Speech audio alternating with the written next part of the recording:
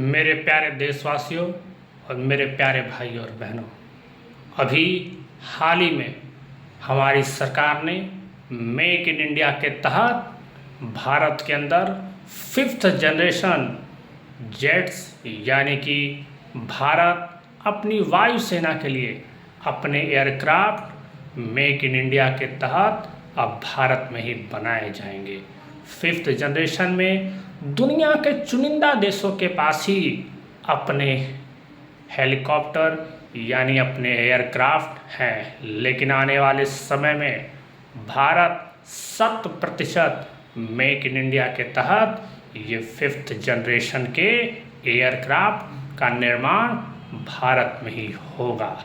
अब मैं चाहता हूँ कि देश भर के स्टार्टअप डिफेंस सेक्टर में भारत के अंदर इन्वेशन इस क्षेत्र में आगे बढ़ें।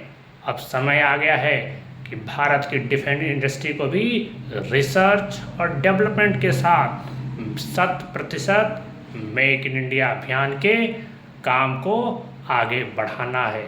इससे भारत रक्षा के क्षेत्र में तो आत्मनिर्भर होगा ही, बल्कि आर्थिक तौर पर भी आत्मनिर्भर होगा।